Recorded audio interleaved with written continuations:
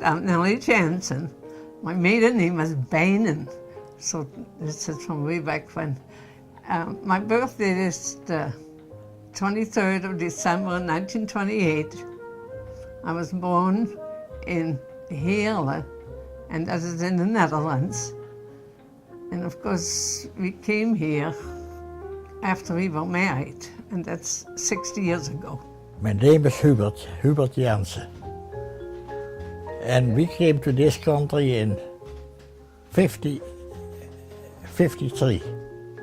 I was born in Venray, Limburg, Holland, 6/11/2023.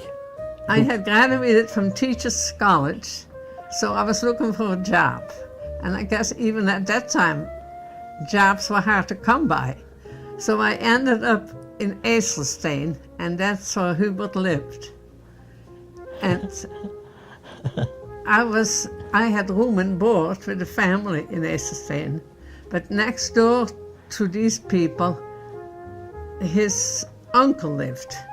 And a cousin was getting married, so all the family and the neighbors got invited to this wedding. So he was there and I was there.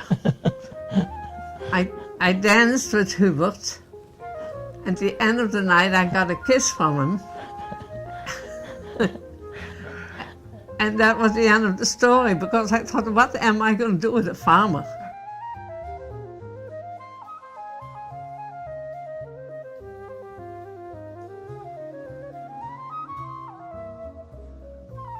We met in Holland in 51. And we went for a whole year. And then one day we went to a place in Overloon, that was in Holland too. And I asked her if she would marry me, and she did. And we went from there on to further to the end. In 53, we went back to the United States, and we stayed here. It was 8 days on the boat, and we then ended up in New York on my birthday. Well, you know, my mom passed away in 45. And of course, I was going to Teachers College. I had finished my first year. But then when my mom passed away, my dad said, you have to stay home and take care of the house. So I stayed home for a whole year. But Dad was really upset that I thought I should go with this fellow here and get married. He thought this was the worst thing I could do. He said, I will never see you again. And then on the long run, he kind of turned around. So he came to the wedding. I understand he really pursued you. Didn't he drive his bike like 90 kilometers to date and court you? Yeah. Yeah, but not too many times. 3 times. 3 times. Took me almost 3 hours to bike.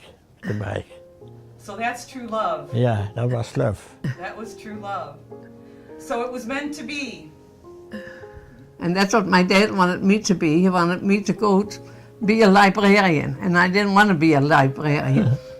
He said, why are you going to go to school and be a librarian? I said, I don't want to. So I became a teacher instead.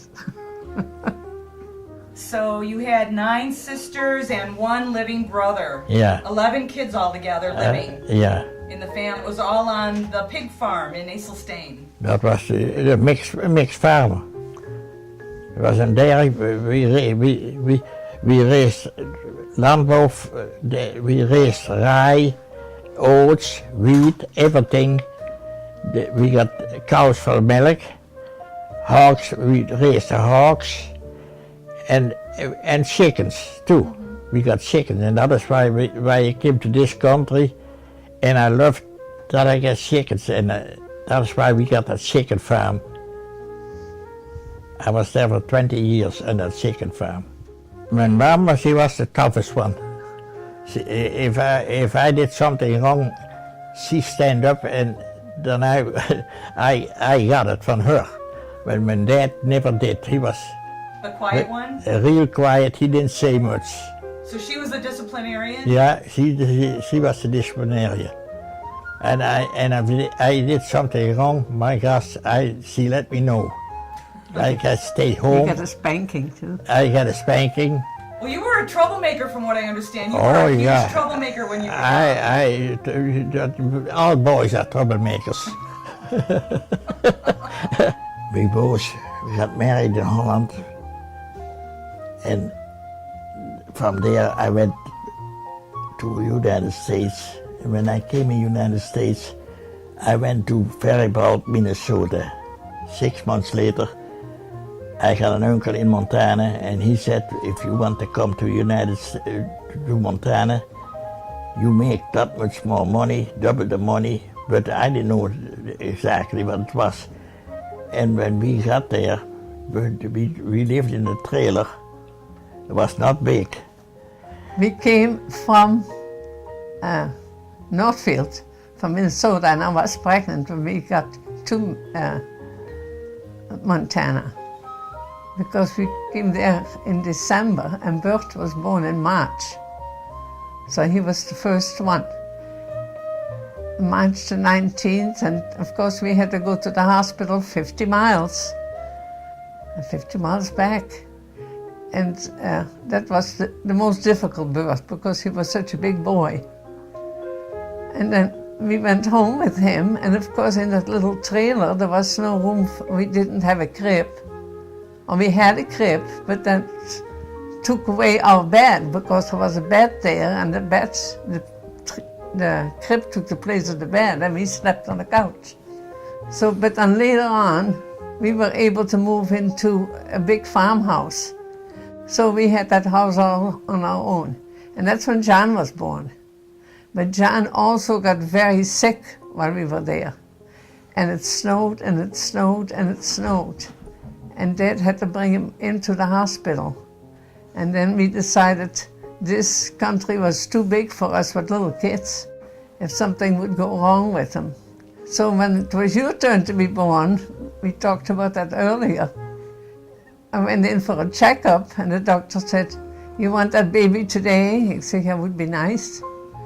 And of course, you were born that night. That house where we lived in, there was four corners, and if you could look outside in the wintertime, in each corner there was cracks in the wall. You had to tape them up. And you could look outside. We got an outhouse, and if we got to go out in the middle of the night, that took us maybe 1 minute or less.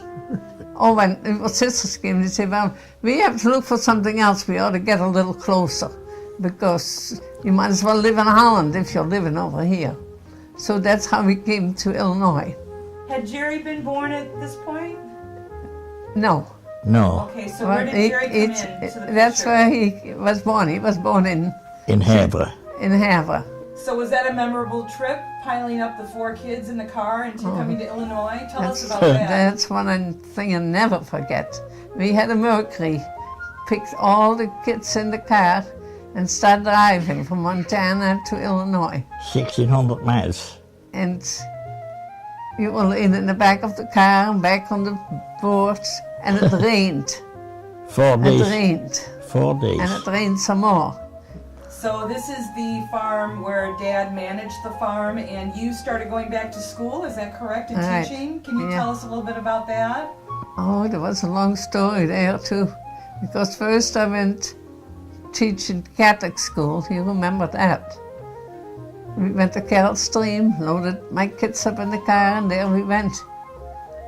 But then I wanted to get my certificate to teach in Illinois, so I had to, I think it was the principal in Roselle that helped me get my certificate. So altogether you taught for how many years? About 4 years in Holland, and I figured it out one day, 29 years I believe. And most of those years were teaching special education children? Mm-hmm. And you know, teaching's a very noble profession. Can you talk about how devoted you were to education and continuing to better yourself, because I know that you ended up by getting your doctorate.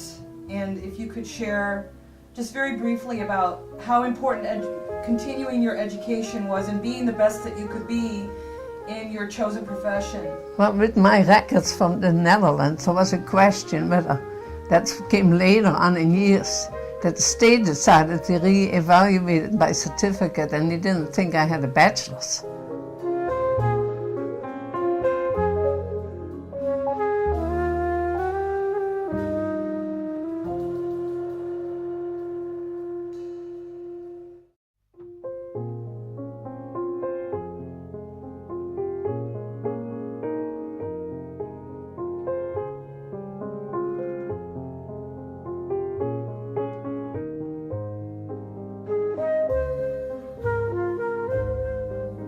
Yeah. My dad retired in 87. Okay. See, Dad retired in 92. So he was waiting at home for you to retire. He was cooking I and cleaning. went to the Social Security office and find out how much money I more would make if I quit. They said, you get $1 more. And I said, and I quit.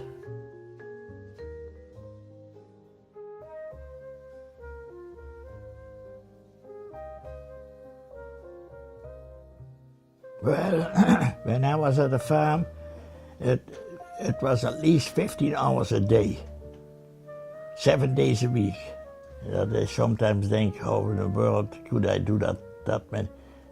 So a lot of times at 10 o'clock at night, I had a truck full with eggs. I went back to the farm, put the eggs out and the wagons, put them in the cooler, and then it was 10 o'clock or later when I come in the house. You were very devoted, Dad. Yeah. And we know from having done your business for those couple of times you left for Holland just how hard you worked. I mean, we appreciate very much how hard you worked, both of you. Well, when I retired, when I was still teaching school, I did all the homework I could do at that time. I washed the dishes. With the cooking, I did everything. When she came home, she didn't have to do anything. I got everything done. Is that the truth, Mother? I got everything done. Yeah, I watched that machine. When favorite thing was bowling. I went every week bowling, every day, but up to a certain time that I couldn't stand up straight anymore. I was shaking so bad, and I quit. That was maybe 6 years ago. That was one of your favorite activities. Yeah, bowling. You were a good bowler. Yeah, I bowled with good. I did pretty good with bowling. Mom, did you have a favorite activity in retirement? I bowled too, but I didn't care for it.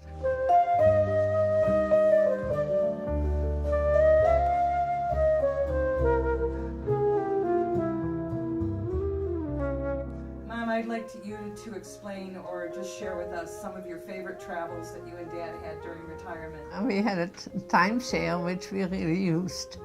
And I went through how many states we visited. We visited almost 30 states in the whole United States. Yeah. And of course, my favorite was Alaska. Why was that your favorite? Because it's so beautiful there. We've had some great parties too through the years to celebrate your years together.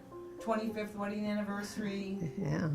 the 50th wedding anniversary party, and now we're coming up on the 60th. The Tell us a little 55th bit. and the 40th. 55th we made. kind of, The 55th we made here at home.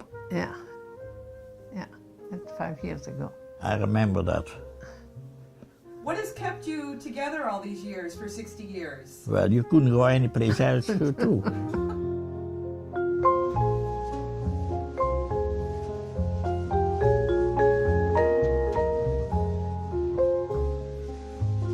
Mom has shared with you that it's your decision, of course, to do dialysis. Mom, you told him that, right? And What did he tell you when you He said said- it was up to him if he?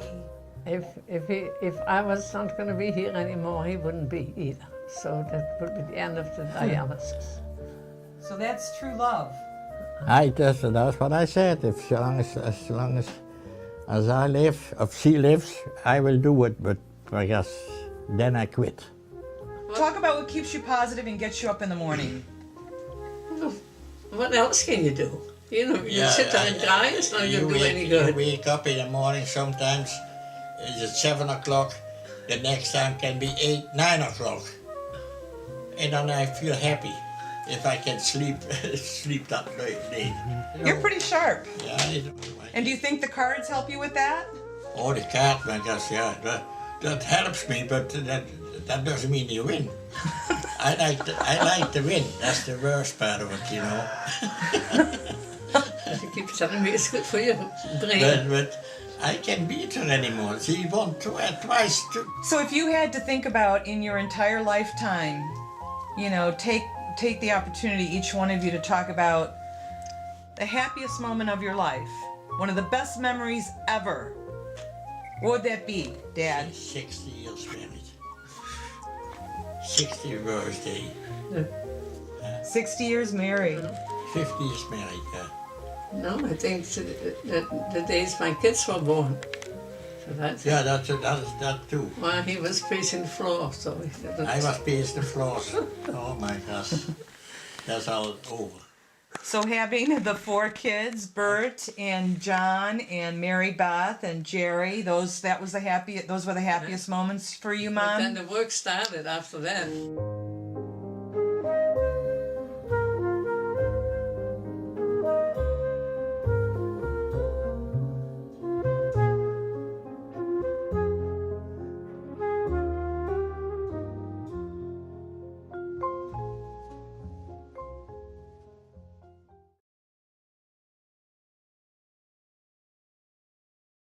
Kiss. Nice. One more. Oh. You want me to do that all day? Yes, please. Well, I still living.